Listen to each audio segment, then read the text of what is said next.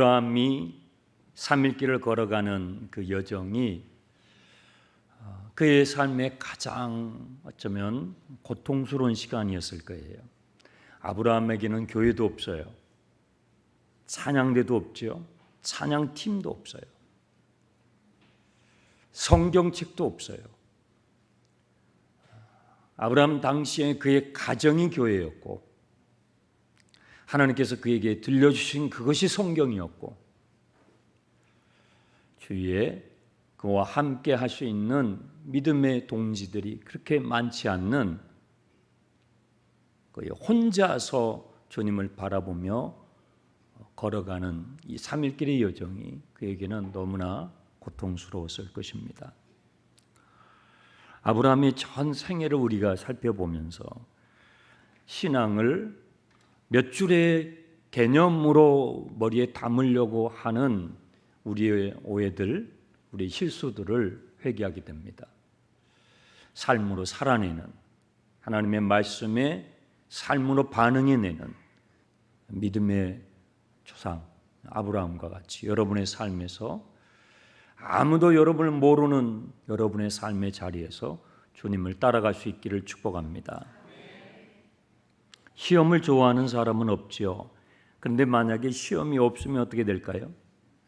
시험이 없으면 공부 안 하죠. 노력을 누가 하겠어요? 시험이 없으면 우리는 기도도 하지 않을 것입니다. 아마 교회도 오지 않을 거예요. 시험이 없으면 역사는 발전하지도 않을 거예요. 퇴보하겠죠. 시험이 있기 때문에 우리는 우리의 믿음의 수준이 어디만큼 진전됐는지, 얼마만큼 왔는지, 얼마나 성장하고 있는지 그 시험을 통해서 우리는 확인하게 되죠. 이 창세기 22장의 모리아 사건은 요즘 매스컴에서 오르락내리락 하는 아주 적절한 표현이 있어요. 킬러 문항이에요. 최고의 난이도예요. 정말 풀기가 어려운 최상위권에 있는 수험생을 변별시키는 그런 문제예요.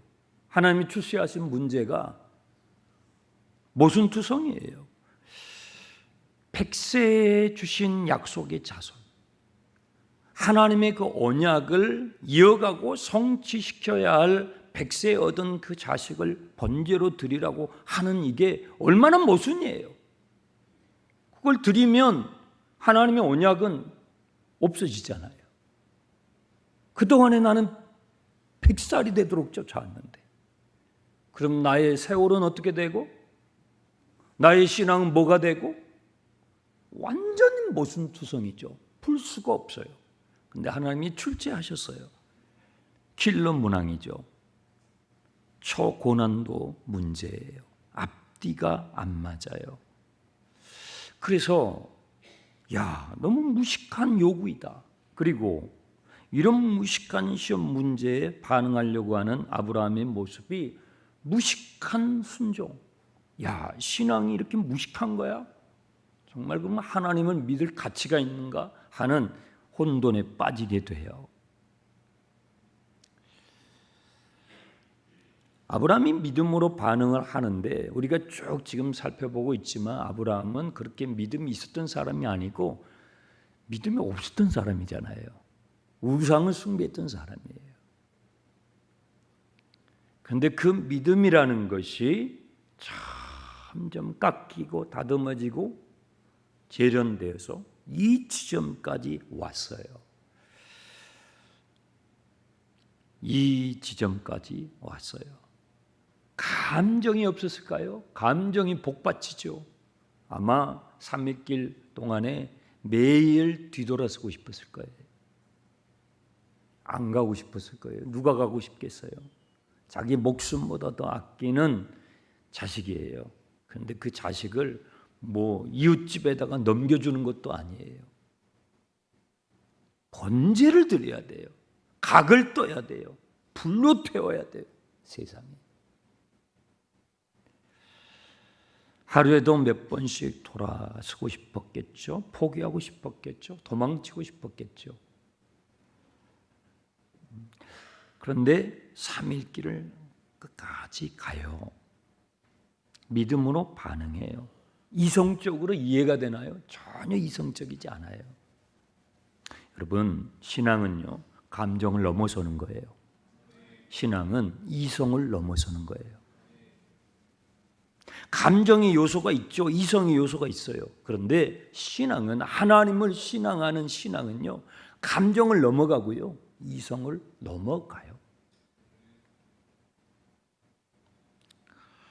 많은 실수도 했고 많은 시행착오를 아브라함은 겪었잖아요. 실수 참 많았죠. 그러면서 하나님의 하나님 되심, 하나님이 누구신지, 신학교도 없잖아요. 목회자도 없어요. 성경책도 없어요. 그런 상황에서 하나님을 배워가는, 하나님이 누구신지를 알아가는, 그리고 그의 삶이 성경이 됐어요. 그 아브라함의 스토리를 읽으면서 우리는 하나님을 믿게 됐다고요. 하나님의 하나님 되심을 알아가는, 하나님에 대한 이해, 하나님에 대한 인식이 아브라함이 점점 깊어가요. 실수하면서 시행착오를 겪으면서. 그리고 22장의 이 모리아 사건이 있기 바로 직전에 아브라함이 뭐라고 하나님을 고백하냐면요, 21장 33절을 보세요. 21장 33절, 우리 지난 온세대 산상 금요 기도회 때 나누었던 말씀 33절. 아브라함은 부엘세바에서 에셀나무 한 그루를 심으면서 거기서 영원하신 여호와, 하나님을 뭐라고 불러요? 영원하신 여호와라고 불러요. 하나님에 대한 이해, 하나님이 누구신지에 대한 인식이 점점 깊어져요. 아브라함은 하나님이 영원하십니다, 영원하신 분은 하나님이십니다라고 이 고백까지 오는 데 있어서 21장에서 중요한 세 가지 경험을 해요. 이 세 가지 경험을 토대로 해서 그는 그의 입에서 하나님은 영원하신 분이십니다라고 고백했는데, 그 첫 번째 경험이 21장 앞부분에 있는 이삭의 출생이에요. 죽음의 몸과 같은, 낳을 수 없는, 얻을 수 없는 이 이삭을 하나님께서 그를 통해서 주신 이 기가 막힌 경험이죠. 이 경험을 통해서 그는 영원하신 하나님은 영원하시구나, 시간과 공간을 뛰어넘으시는 분이시구나 하는 그 영원하신 하나님의 속성을 어렴풋이 지금 알아가고 있는 거죠. 그리고 또 21장 8절 이하에 하갈과 이스마엘을 내어 쫓는 부엘세바 광야의 체험. 이스마엘은요, 약속의 자손이 아니에요. 약속의 자손도 아닌 이스마엘을 그 광야에서 그토록 보살피시고 죽을 뻔했던 그를 살려내시는 하나님을 경험하면서 아브라함은요, 하나님은 영원하시구나, 영원하신 하나님을 더 알아가는 거죠. 또 21장 22절에 아비멜렉과 그의 군대 장관 비골이 찾아와서 조약을 맺자고 할 때에 아브라함이 조건을 제시하죠. 나의 빼앗긴 우물 내놔라는 거예요. 하나님은 빼앗긴 우물, 내가 되찾을 수 없는 그 빼앗긴 우물도 이렇게 기가 막히게 되찾게 해주실 수 있는 하나님, 죽을 뻔했던 약속의 자손도 아닌 이스마엘을 죽을 뻔한 그 자리에서 다시 살려내실 수 있는 하나님, 이미 죽은 것과 같은 내 몸을 통해서 생명을 잉태케 하시는 그 하나님, 이 중요한 세 가지의 사건 경험을 통해서 하나님의 하나님 되심, 하나님은 영원하시구나. 시간과 공간, 환경과 상황을 뛰어넘어서도 일하시는 영원하신 하나님이시라고 마침내 21장 33절에서 고백하게 되는 거예요. 이 고백을 하나님이 들으셨어요. 들으시고, 야, 네 고백이 참 좋은데 너 고백이 정말로 진짜인지 내가 좀 알아봐야 되겠다. 너가 지금 고백하는 하나님은 영원하신 하나님이십니다 라고 한 그 고백을 내가 참 받았는데 너의 그 고백이 정말로 진짜인지, 너가 정말로 그것을 믿고 고백한 건지 내가 좀 테스트해 봐야 되겠다. 아브라함의 그 신앙의 고백을 테스트하는데 이삭을 사용하는 것보다 더 좋은 건 없어요. 그래서 22장에서 하나님께서 테스트하시는 거예요. 만약에 여기에서 아브라함이 이삭을 하나님 앞에 드리지 못하게 되면 뭐 어떻게 돼요? 그 앞에서 고백한 그 고백은 거짓말이 되는 거예요. 거짓말이 되죠.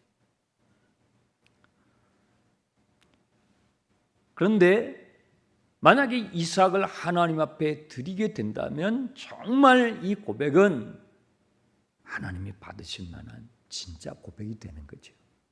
이 테스트를 하나님께서 하시는데 21장에서부터 쭉 아브라함의 행적을 살펴보게 되면 아브라함은요, 이 이삭을 드릴 정말 마음을 단단히 먹은 것 같아요. 5절 보세요. 22장 5절. 이에 아브라함이 종들에게 이르되 너희는 나귀와 함께 여기서 기다려라. 내가 아이와 함께 저기 가서 예배하고, 그 다음 뭐예요? 우리가 너희에게 돌아오리라. 여기서 우리가라고 말하는 거예요. 내가 돌아오리라 이렇게 하지 않고 우리가 돌아오리라. 이 우리라고 했을 때는 아브라함과 이삭을 같이 포함하는 거예요. 번제로 하나님 앞에 드린다면 이삭은 죽겠죠. 그런데 영원하신 하나님을 그가 믿었기 때문에 내가 그를 번제로 제물로 하나님 앞에 드린다 할지라도 하나님은 죽은 이 이삭을 다시 살려내실 수 있는 영원하신 분이라는 신앙 고백이 여기 우리 안에 들어가 있는 거예요. 또 7절 8절을 보시면 이삭이 그 아버지 아브라함에게 말하여 이르되 내 아버지 하니 그가 이르되 내 아들아 내가 여기 있노라. 이삭이 이르되 불과 나무는 있거니와 번제할 어린 양은 어디 있습니까?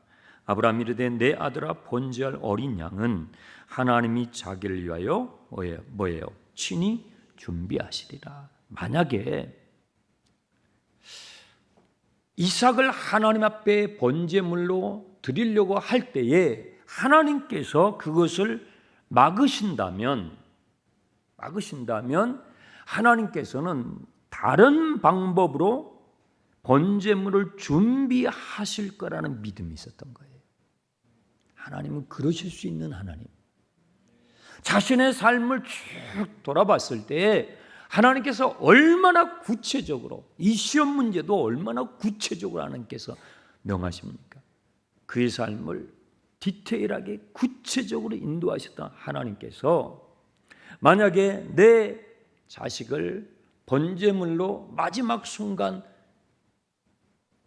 하나님께서 받지 않으신다면 또 다른 내가 이해할 수 없는, 내가 지금 이해할 수 없는, 알 수 없는 또 다른 방식으로 하나님께서 제사를 받으실 거라고 아브라함은 거기까지 생각했던 거예요. 12절 보세요. 22장 12절. 사자가 이르되 그 아이에게 너의 손을 대지 말라. 그에게 아무 일도 하지 말라. 내가 내 아들 내 독자까지 내게 아끼지 아니하였으니 내가 이제야 내가 하나님을 뭐예요? 경외하는 줄 아노라. 22장에서 성경이 처음으로 나오는 중요한 단어가 있었다고 했죠. 첫 번째, 사랑. 사랑이라고 하는 이 기가 막힌 단어가 창세기 22장에서 처음 나오고요. 두 번째, 예배.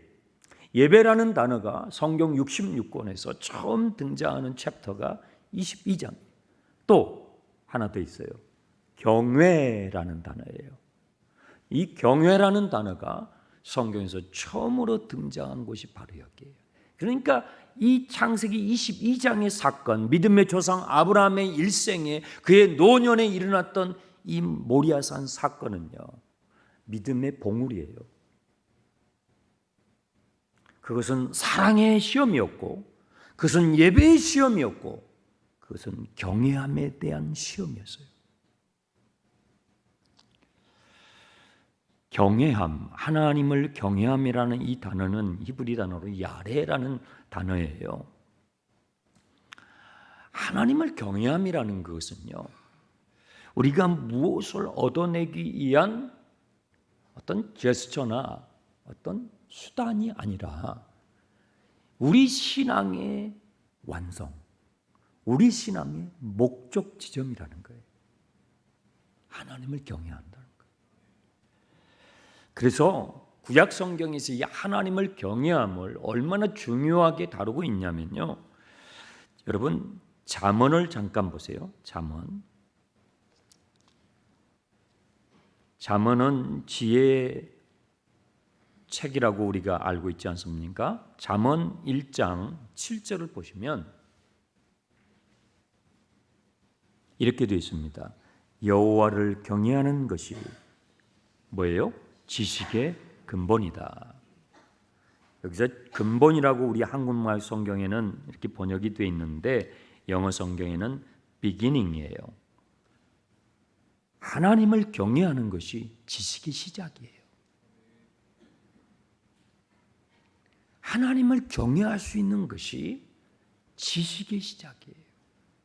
학원에 가서 국영수를 배워가지고 학교 가는 것이 지식의 시작이 아니고 인간이 하나님을 경외할 때부터 비로소 지식을 시작하게 되는 거예요. 또 잠언 9장을 보세요.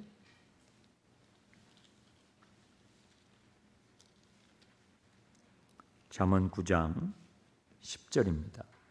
여호와를 경외하는 것이 뭐예요? 지혜의 근본이에요. 지혜의 근본. 지혜의 시작도 여호와를 경외하는 거예요. 잠언은 이걸 가르치는 책이에요. 또 솔로몬이 쓴 또 다른 책이 있죠. 전도서가 있는데 전도서를 보시면 총 12장으로 되어 있는데요. 전도서는 여러분들이 조심해서 읽어야 돼요. 막 이렇게 읽다가 은혜된다 아멘 하면 그 다음에 헛되고 헛된 이렇게 나와요. 그래서 또 취소해야 돼요. 이게 뭐지? 그러다가 또 막 읽어요. 읽다가 굉장히 또 은혜스러운 구절이 나와요. 아멘 아멘 하면 그 다음에 헛되고 헛되니 모든 것이 헛되었다 이렇게 나와요. 아주 어려운 책 중에 하나가 전도서인데 전도서의 마지막 12장을 보세요.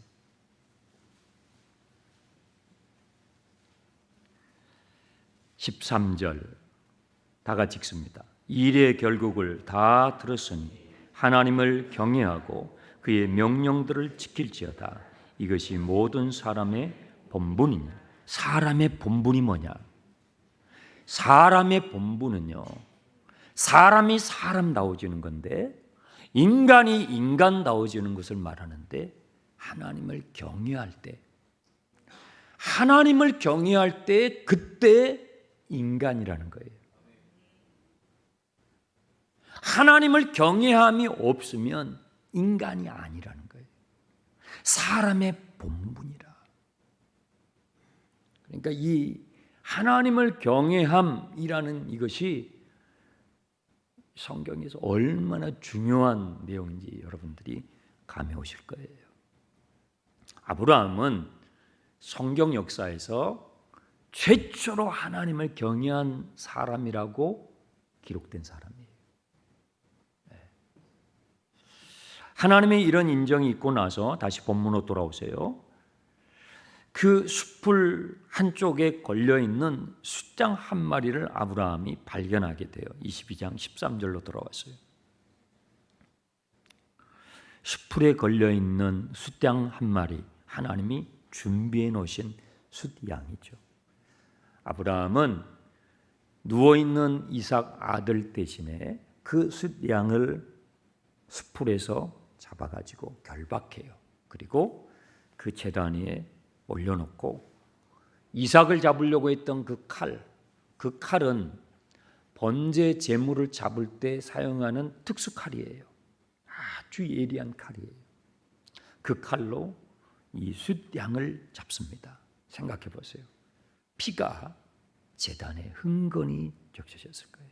그리고 이삭은 가슴에서 손을 쓸어냈을 거예요. 왜요? 1초 전만 돼도 자기가 그렇게 피 흘리고 죽었어야 돼. 내가 흘려야 되는 그 피인데 그 숫양이 피를 흘리고 있는 거예요. 내가 누워 있어야 할 그 자리에 그 숫양이 누워 있는 거예요.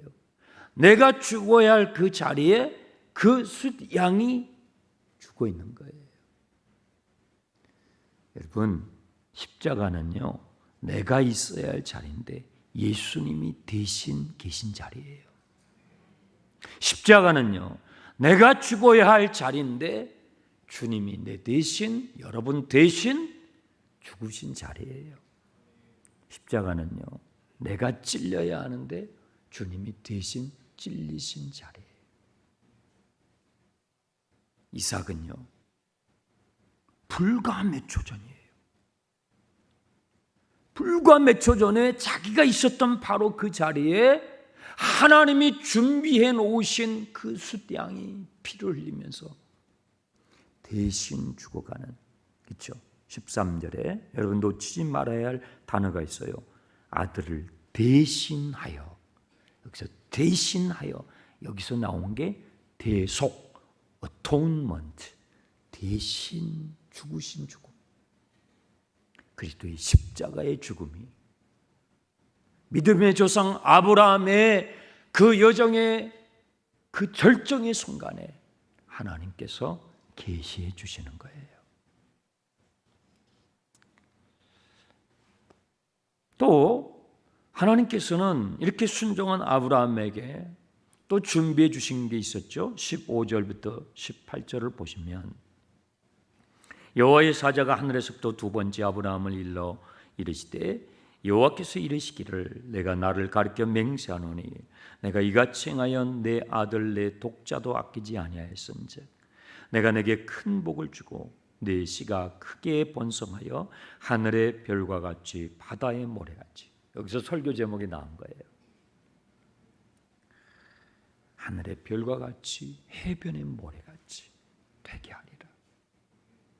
너의 이 씨를 내가 그와 같이 하리라.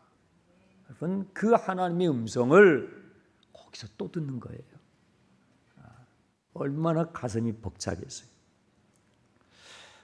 내 씨가 그 대적의 성문을 차지하리라. 내 씨로 말미암아 천하 만민이 복을 받으리라. 너만 복을 받는 게 아니라 그 씨로 말미암아 천하 만민이 모든 이 땅의 족속들이, 민족이, 저와 여러분이, 유대인뿐만 아니라 모든 이방인을 포함한 이 지상에 있는 모든 피조물이 복을 받게 될 것이다라고 하나님께서 약속해 주시죠. 이 약속이 예수 그리스도를 통해서 성취되죠.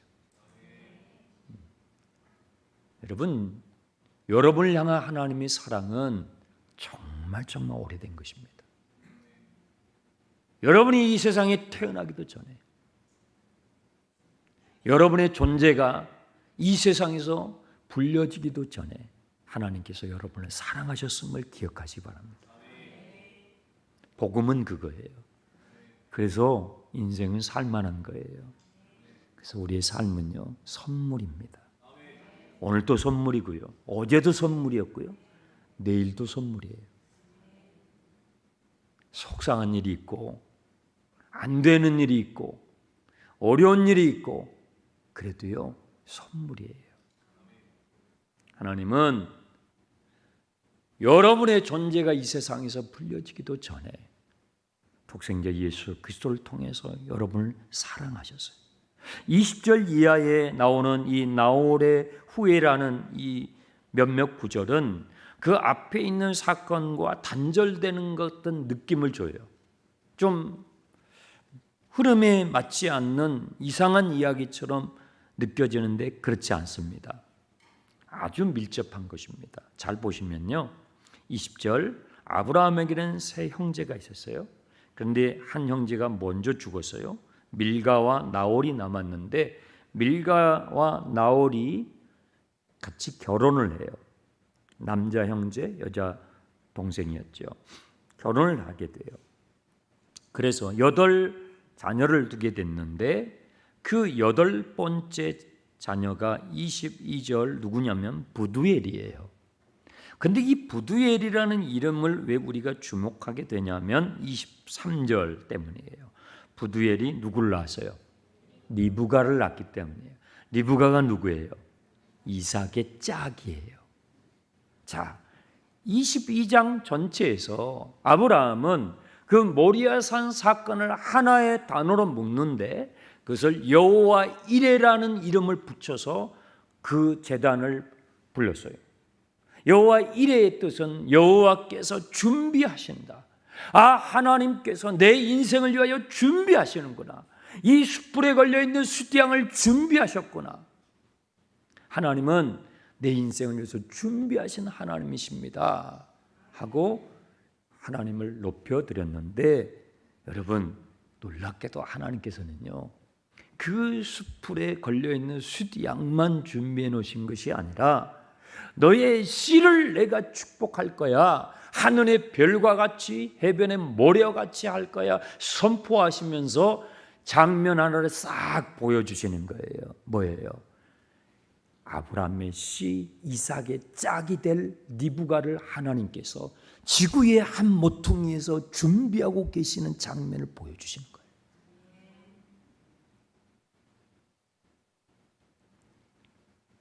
여러분 이 말씀이 여러분에게 참 믿어질 수 있길 바랍니다. 하나님은요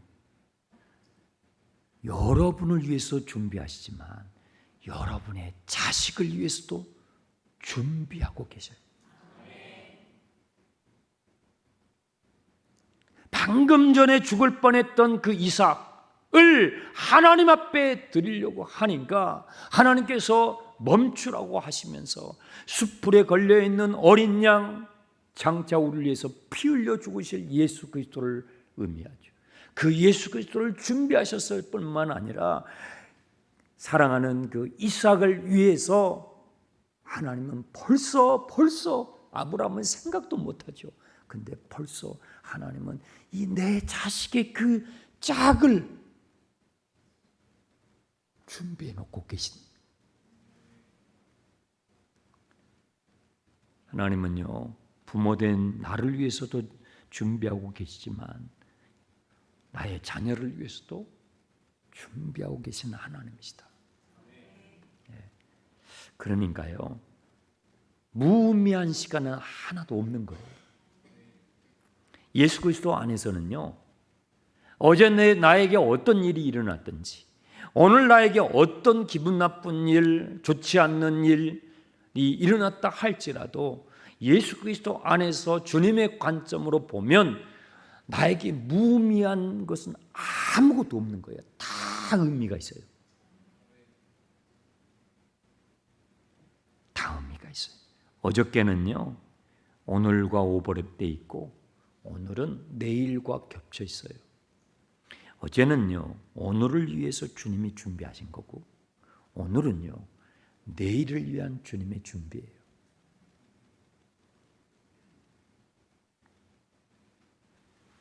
여러분의 삶에 일어나는 사건들을 오늘 주님이 주시는 이 말씀의 그 관점으로 바라보게 되면 그 어떤 역경이나 그 어떤 실패나 시행착오나 고난, 기근이나 적신이나 위험이나 칼일지라도 오늘 주신 이 말씀의 관점으로 보면 무의미한 건 하나도 없어요.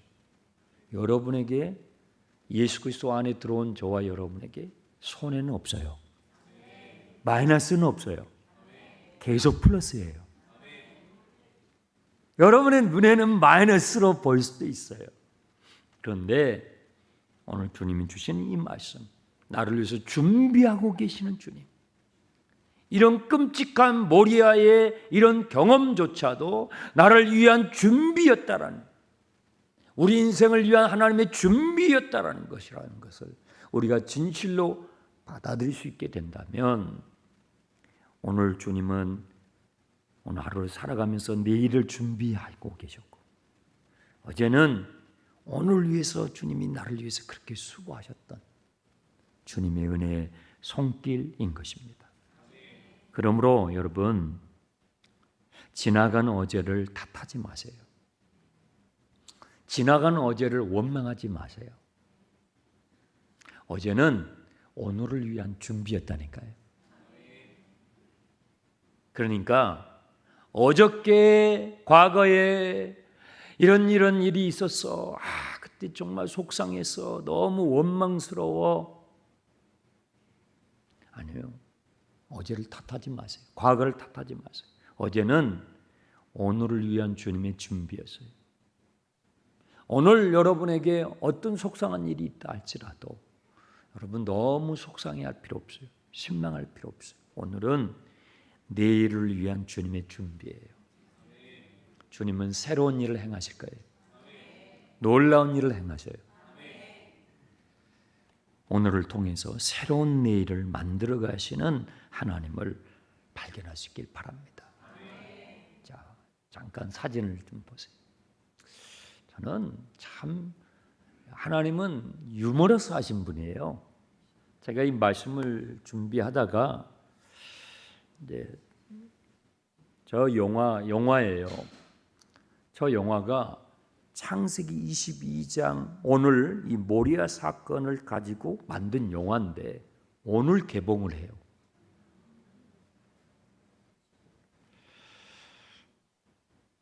그래서 제가 너무 놀래가지고, 왜냐하면 저는 저 영화를 만든 감독하고 몰라요.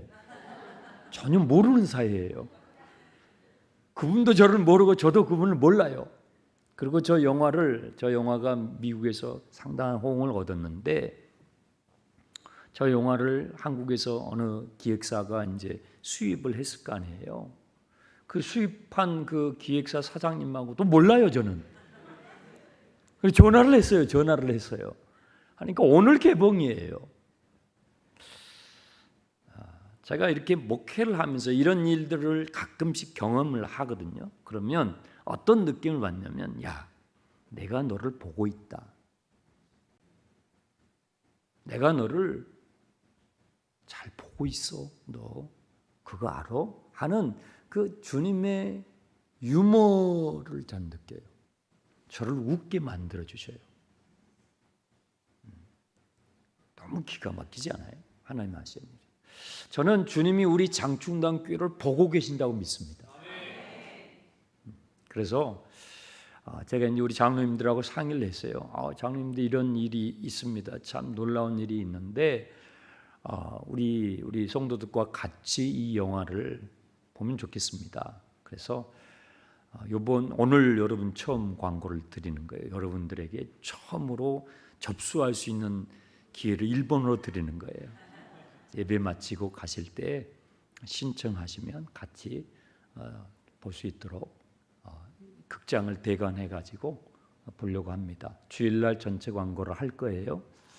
가족들 또 자녀들 또 목장 식구들 해서 돌아오는 금요일날, 이번 주 금요일이 아니고 7월 7일 그 다음 금요일날 금요 심야 8시 우리 기도의 시간에 7월 7일 금요 심야 기도회는 교회에서 하지 않고 어디서요? 영화관에서 CGV에서 하려고 합니다. 목사님 영화비가 얼마입니까? 걱정하지 않으셔도 돼요. 그건 걱정하지 않으셔도 됩니다. 원하시는 분들은 접수 밑에 나가셔서 밖에 나가셔서 라비에서 접수하시면 되겠습니다. 말씀을 마무리하겠습니다. 아브라함은 하나님을 경외한 사람 1호로 기록된 믿음의 사람이에요. 사랑의 시험, 예배의 시험, 하나님을 경외함이 무엇인지에 관한 시험에 합격했어요. 그래서 그를 가르쳐서 믿음의 조상, 모든 그리스도인들이 본받을 만한 믿음의 무엇인지를 배우는, 믿음은요 성경 공부로 배우는 게 아니에요. 여러분의 삶의 자리에서, 교회도 없고 목회자도 없고 찬양대도 없고 기타 하나도 없었던 그 시절에 주님의 음성에 한 발 한 발 반응하면서 하나님을 믿는 신앙이 뭔지, 하나님의 하나님 되심이 무엇인지, 인간은 어떠한 존재인지, 무엇이 가장 인간다운 삶의 모습인지를 배워갔던 이 아브라함의 생애처럼 저와 여러분도 여러분의 삶에, 우리의 삶의 자리에서 믿음으로 반응하며 하나님을 알아가는 우리 모두가 되길 주님의 이름으로 축복합니다. 기도합니다. 하나님 아버지, 감사합니다. 우리에게 이렇게 훌륭한 본받을 만한 믿음의 선배가 있음을 너무 감사합니다. 믿음이 무엇인지를 배울 수 있는 우리의 삶의 자리에서, 가정에서, 일터에서, 하루하루의 삶 가운데 보이지 않는 하나님, 그러나 살아계신 하나님, 그 하나님을 알아가며 따라가며 그리고 그 하나님을 섬기는 것이 무엇인지를 오늘 또 알게 하시니 감사합니다. 우리 장중단의 형제자매님들 모두가 이 귀한 믿음의 대열에 다 동참하 한 번도 낙오됨이 없도록 주여 인도해 주시옵소서. 예수님의 이름으로 기도합니다. 아멘.